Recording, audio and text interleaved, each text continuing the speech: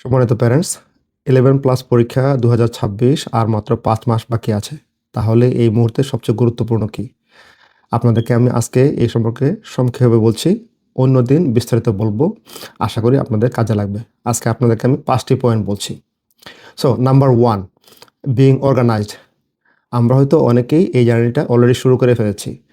সেভাবে প্ল্যান না করেই, ঠিক আছে? আমরা হয়তো নিজেরাই টিচ করছি অথবা কোনো প্রফেশনাল সাপোর্ট নিচ্ছি, ঠিক আছে? তো অনেক সময় হয়তো আমরা এতটা সিরিয়াস না, নিজেরা মিস করছি, নিজেরা টিচ করতে মিস করছি, অথবা টিউশন সেন্টারে যেখানে নিয়ে যাচ্ছি অথবা সাপোর্ট প্রোভাইডারদের কাছে নিয়ে যাচ্ছি, সেখানে আমরা হয়তো সেইভাবে এতটা এঙ্গেজ না। সো এই মুহূর্তে দরকার হবে এই বিষয়ে অনেকটা বেশি সিরিয়াস হওয়া। আপনারা জানেন যে 11+ আর আগের মতো নাই। 11+এর কম্পিটিশন অত্যন্ত হাই। গত বছরের যে স্ট্যাটিস্টিক্স এই অনুযায়ী একটা আসনের জন্য 13 থেকে 15টা বাচ্চা প্রতিযোগিতা করছে। So competition is high. অন্যদিকে যে বেস যে মার্কস সেটা দিন দিন আপ হচ্ছে, কেননা প্রত্যেকেই রেডি হচ্ছে এই পরীক্ষার জন্য, ঠিক আছে? সো 11+ পরীক্ষার সাফল্যটা আপনার বাচ্চার মেধার উপরে শুধু নির্ভর করবে না, এই নির্ভর করবে আপনি এই প্রস্তুতিটা কতটুকু অর্গানাইজড ওয়েতে ডান করেছেন, ঠিক আছে? সো এই সময়টা আপনার জন্য নাম্বার 1 প্রায়োরিটি হলো গিয়ে বিইং অর্গানাইজড। এই অর্গানাইজটা আপনাকে 3 ভাবে হইতে হবে। একটা হলো গিয়ে যে এখন থেকে আপনি আপনার বাচ্চার সাথে এই বিষয়টা নিয়ে আলাপ করুন, তাকে বুঝতে দেন যে তার এই জার্নিটা কতটুকু সিরিয়াস এবং এটার রিওয়ার্ড কী।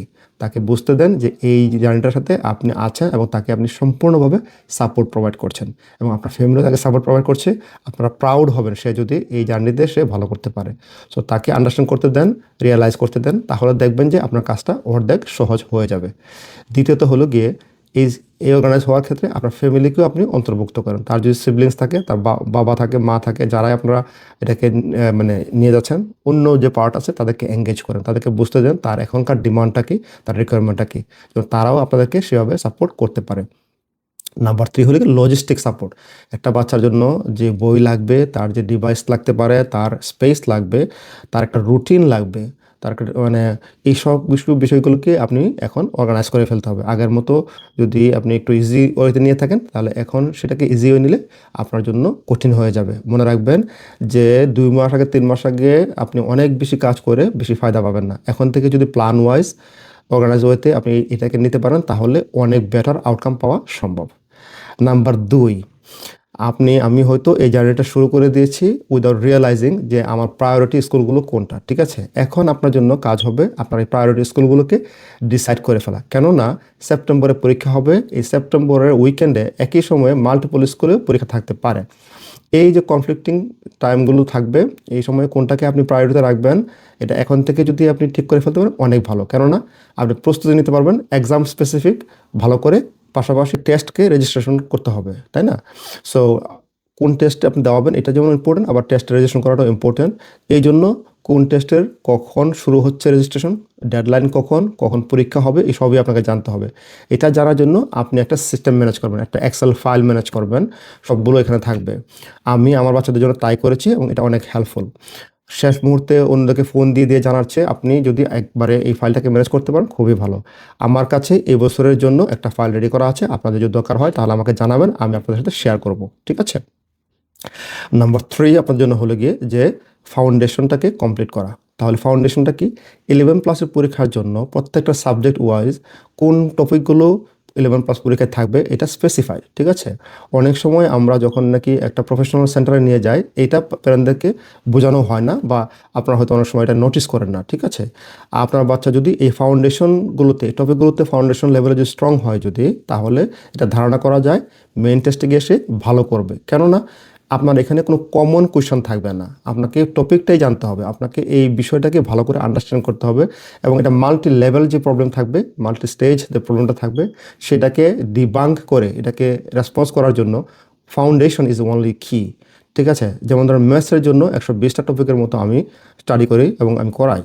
একইভাবে বায়োলজির জন্য 23টা থেকে 29টা, ঠিক আছে, টপিক আছে। আবার প্রত্যেকটা সাবজেক্টেরই কিন্তু কিছু টপিক আছে যেটাতে এক্সট্রা টাইম দিতে হয়, এক্সট্রা অ্যাটেনশন দিতে হয়। সো এইগুলোকে আপনাকে এখনই এই ফাউন্ডেশন লেভেলটা কমপ্লিট করতে হবে অত্যন্ত গ্র্যানুলার ওয়েতে, ঠিক আছে? যদি না করে থাকেন তাহলে এটা রাইট টাইম।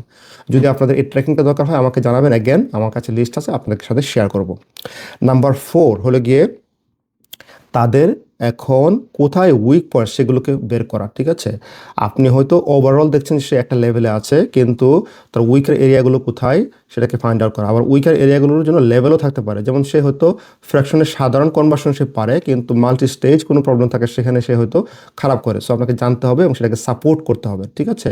সাধারণত যারা নাকি লার্জার গ্রুপে সাপোর্টটা প্রোভাইড করেন তারা শুধু উত্তরটা বলে দেন। একটা বাচ্চার 30টা বা 20টা বাচ্চা একসাথে নিয়ে বসেন, তাদের আসলে ইন্ডিভিজুয়াল লেভেলে তাদের এই সাপোর্টটা দেওয়া ওদের পক্ষে সম্ভব হয়ে ওঠে না। সো আপনি এজ এ প্যারেন্ট আপনাকে আন্ডারস্ট্যান্ড করতে হবে যে এটা রিয়েলিটি।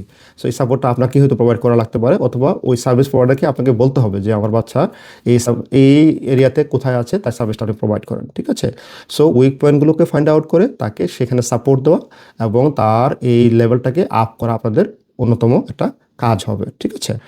নাম্বার 5, আজকের জন্য সর্বশেষ এবং সবচেয়ে বেশি গুরুত্বপূর্ণ, সেটা হলো গিয়ে বাচ্চার মেন্টাল সাপোর্ট।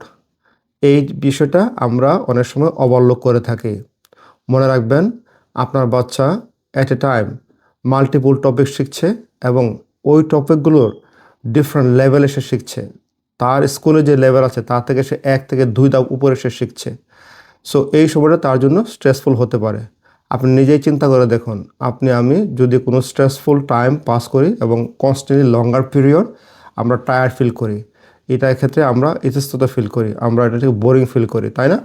সো আপনার বাচ্চাও এরকম ফিল করতে পারে, এটা খুবই স্বাভাবিক। সো এটাকে রিকগনাইজ করা, তাকে মেন্টালি সাপোর্ট করা আমাদের অত্যন্ত বেশি দরকার।